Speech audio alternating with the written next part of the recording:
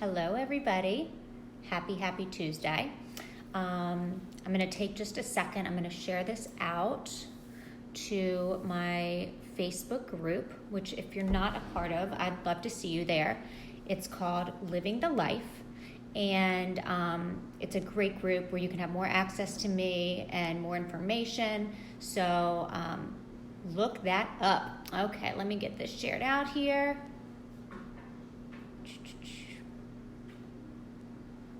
Share in a group. I told them I'd be on, so I want to make sure that I get this in there. Living the life.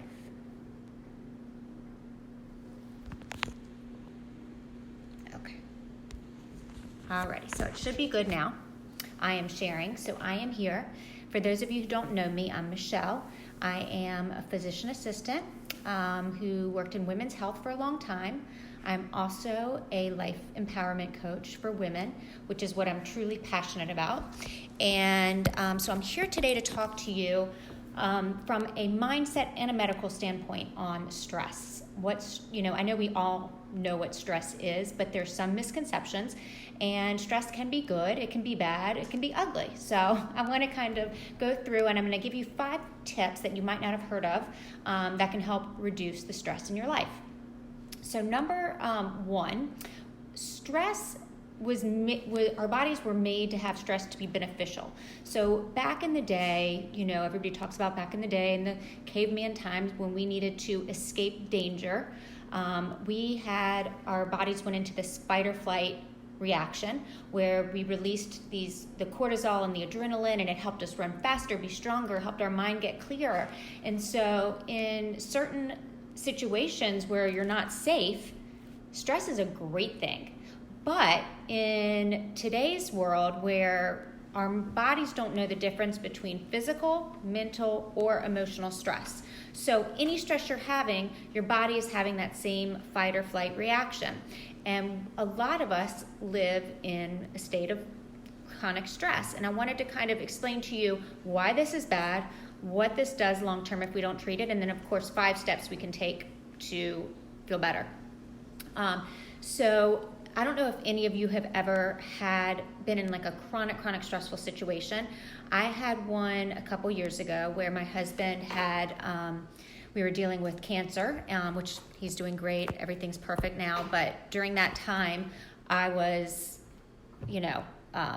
really a mess. And I tried to do all the right stuff, the yoga, the breathing, blah, blah, blah. But my fight and flight reaction was so strong that I had zero energy. I would try to go to a yoga class and I could barely get into a lunge. My legs were like jello, and I'd be driving places and all of a sudden I'd end up somewhere and I just didn't even know how I got there or why I was there. I was in the wrong place. I was supposed to be picking up a kid and I was somewhere else. So our stress can be debilitating and do such strange things to our body. And so sometimes in a medical practice, what we saw, some of the signs and symptoms were like chest pain, which people get hospitalized for chest pain of stress, and we know how to treat that. We saw people's blood pressures going up. We saw muscle tension. We saw them with digestive issues. We definitely know it plays a role in infertility, women who are trying to get pregnant. What else? Chronic back pain. I made a whole list here. Acne, some skin conditions, insomnia, decreased sex drive. So a lot of people would come in with symptoms and they wanted, please check my blood work. I know something's wrong. I would do it because I think part of just the knowledge of knowing that nothing is medically wrong can help you as well. But 99% of the time, their thyroid was fine, their blood counts were fine, everything was fine, but stress plays such a role in the way we feel. So, from a medical standpoint, I kind of want to just give you a quick, what does this cortisol and adrenaline do? So when we have this stress and our adrenaline and cortisol hormones increase, we release a lot of sugar into the bloodstream so that it can get to the brain and help us think and make us move. But at the same time, it also takes away from the organs that don't need that blood flow right now, like our digestion and our reproductive system. So it's giving the energy in the blood to the places it needs to go, but it's taking away from the organs that don't really need it right now. And that's why sometimes people get the whole stomach upset with a lot of stress and maybe not digesting their food as well. And so over time, when these hormones are high in our body, I think you've heard a lot probably today about inflammation. Okay, so we know that these two hormones can increase inflammation. What inflammation is our body's immune system reacting to, let's say, injury or disease. It's the way we fight these things off and protect ourselves. So again, it's a good thing in moderation, but when this inflammation is increased constantly, we have done so much research now that relate this increased inflammation to increased risk of heart disease, increased risk of obesity, diabetes, even Alzheimer's, anything where this increased inflammation can cause these chronic medical problems. So I'm not saying this is you, but I'm just saying this is why we talk about stress and why it's so important to try to get it under control. A lot of women also sometimes have this either weight gain or they can't lose this last little bit of weight, especially in their stomach area. And we know that increased cortisol can cause us to store more fat in the abdominal area. So I know that could be a concern for some women as well. And I could spend a whole week on talking about stress. But I do want to give you 5 steps that you can take to try to bring down the stress in your life. And hopefully at least even if 1 or 2 speak to you, that's great. But one of the misconceptions that a lot of people have, we know exercise is beneficial when you are stressed, right? We say go exercise. It's so good for you. But the type of exercise you do makes a difference. So if your cortisol levels are high up and I tell you to go do a boot camp or Orange Theory or something where you're really pushing your body, you are actually keeping your cortisol levels up. So you're not really, you might feel great for the quick short term, but you're not doing anything to help bring your body back down to homeostasis. So the best exercises when you're feeling like this is to go maybe walk out in nature. You can even go run a little bit. You're just not pushing your body. You're not listening to hard pounding music. You're doing yoga. You're doing something, and they actually feel like getting out in nature is probably your best bet, which is where you're living sometimes can be a hit or miss. So definitely the type of exercise you do can make a difference. Also, just recognizing when you are, I call it like stressful thinking, when you are either when you're disempowering yourself. So the way you talk to yourself. So I'll give you just a quick example. Oh, I'm a mom. I've got these 2 kids at home. I work full time. I'm the only one who can do the carpools, and I've got all these meetings to go to at night for this and that, this board I'm on, okay?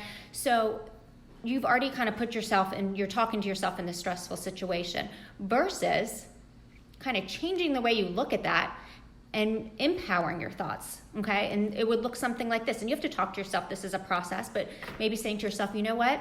I am so lucky that I have my 2 kids, and I'm lucky that I get to go to work and be with adults during the day. And I'm getting some help around the house. I'm looking for somebody to help me do the stuff I don't want to do. And I might just make a deal with myself that I only go out 1 night a week. I pick something that I really enjoy doing. That will be my 1 night, and otherwise I'm at home. So what I'm showing you is you can take that same scenario and you can look at it 2 different ways, and one can leave you feeling disempowered and one can leave you feeling like I'm in control and I can take care of the situation. So that is my number 2. My number 3 is also, learning the things that do make us feel good to relax. So there's a couple of them. They're all different for all of us, but what I did was I wrote down a list. If I had 5 minutes, what I would do, if I had 15 minutes, if I had 30 minutes or an hour. And it could be something as simple as if I have 15 minutes, I'm going to take a bath. If I have 5 minutes, I'm going to go take a walk outside and just take some deep breaths. If I have an hour, maybe I'll go get a massage. And if you have these things already written out, when you get these little chunks and spaces of time, you know what to do. It just, sometimes writing it down just makes it seem more doable. So that's my number 3. Number 4, I kind of talked about last week, and that is just making decisions. So all this indecisiveness and questioning ourselves and overanalyzing, that brings a lot of stress into a lot of things. So the bottom line, you can go back and listen to my video last week, was all on using your gut instinct, making a decision, making a deadline, do it, and fulfill it and keep going. So that was last week's talk. And also, my fifth one is the stories we make in our head of a situation that is just a fact. And so let me give you an example of this. So say you get a call from your child's teacher, or even a text, because these days we barely call, we email, we text, and it says, I need to speak to you, call me ASAP. Or you get a call from your boss or a text from your boss, I need to speak to you ASAP. Okay, that's a fact. Like, they're saying, I need to talk to you. It's neither good nor bad. It's just, it is what it is. But a lot of us in our minds start making up this whole story. We start saying, oh my gosh, did I do something wrong? Oh my gosh, like, is everything okay? Maybe I'm not getting fired.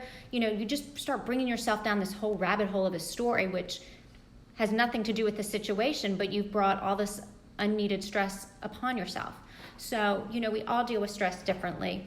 Again, those were my 5 tips for today. I think there could probably be 1,000, but 5 that maybe you haven't heard of before or thought of before. So hopefully this will help you. And even if you rate your stress today on like a 1 to 10 and your stress is a 7, maybe 1 or 2 of these things can bring you down just 2 notches to a 5, and that's huge. So like kind of put yourself on a scale and say, what can I do to bring myself down 2 notches on the stress level? And I would, of course, be happy to answer any questions you guys have. If you need more information on this topic, just shoot email below, text me below. I do have my website up now too, that you can get in touch with me right through there. So I would love some feedback and to just hear what you guys have to say, and if this is resonating with you, and any other topics that you want to hear. So if I can be of any service, if we need to talk any deeper about something going on in your life, please, you can sign up with a little mini coaching session with me either on my website or just message me below or direct message me. Have a great, great week.